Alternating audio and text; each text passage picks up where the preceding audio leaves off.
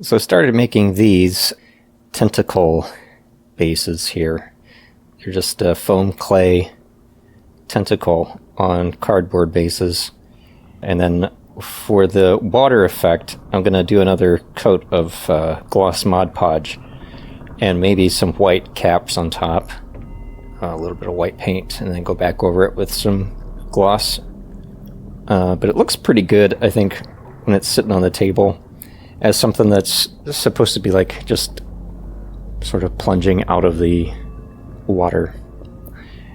And then I have kind of the same technique here, but for stuff that's inland, so like little pools surrounded by land.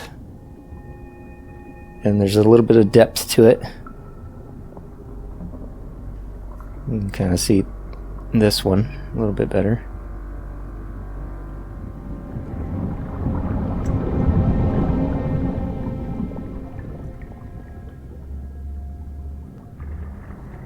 And it's hard as rock.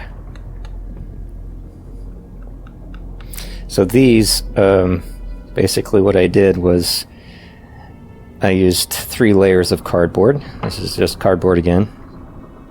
You can kind of see there where I didn't use enough sand, or what I started doing on some of these was using the foam clay around the bottom of the base, and it turned out a lot better. But also, kind of the idea of this project was not even to like really care about stuff like this, where you can see the corrugation, because when it's on the table, you don't anyway. And it was more about like speed and efficiency to get something looking tabletop ready well enough, good enough. And I would say probably for how many that I made in a single day. All of this was done, by the way, in one day, and there was more. I did more. Rock formations, earth formations, stuff that you can just, if you have a battle mat, you could just scatter around and instantly give yourself obstacles, interest, decoration. A lot of these were made with, again, they got cardboard base. Used foam clay around the sides, sand with some Mod Podge and glue, and these are real rocks here. This is just stuff that I found out in the driveway. This here is old shingles that had from a previous repair. So, and the shingles are great. You can cut them up and use them, and they've got lots and lots of texture on top, so you can kind of use them as like these big slabs of stone. And that's just pieces of shingle, and trying to get to see the color. You can see the color in that. It's just gray and brown and tan.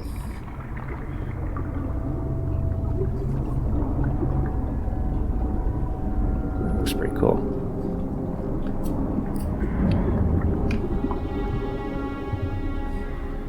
So you can stack the cardboard in interesting ways, and even the cardboard itself kind of looks like a shale or slate or something. And just glued rocks and sand on top, and painted it and dry brushed it. And then these, I just used some reindeer flocking, the cheapest stuff you can get, like at the dollar store, or sometimes Joann's will have it on sale. It's really, it's like the cheapest stuff. And what I do is I grind it up, so it looks like the long, stringy lichen. Sometimes it's called floral lichen. Or reindeer moss, and that's the cheapest stuff. But I use it for turf. I grind it up like this, and you get lots of different variations. It almost starts to look like, bits of leaves, and not just grass, but lots of little details. And from far away, it just kind of starts to look like landscape terrain. So what I'm going to do is I'm going to gloss all of these tentacles up and see if I have some tape. I'm going to use some clear tape to have some strings of water, so as they're splashing out, I'm going to start to add more splashing water coming out of these, and then probably do some more turbulence on top, just to kind of blend in more of the different layers of water that's going on. But I also wanted to have some practice doing some water effects, and seeing how it turned out. So I really like this. I think on the table it's going to look really neat, especially once I add more of the splashes and maybe some white foam on top. But from cardboard, styrofoam, a gravel driveway, and some foam clay. And now we have this. I really like that water.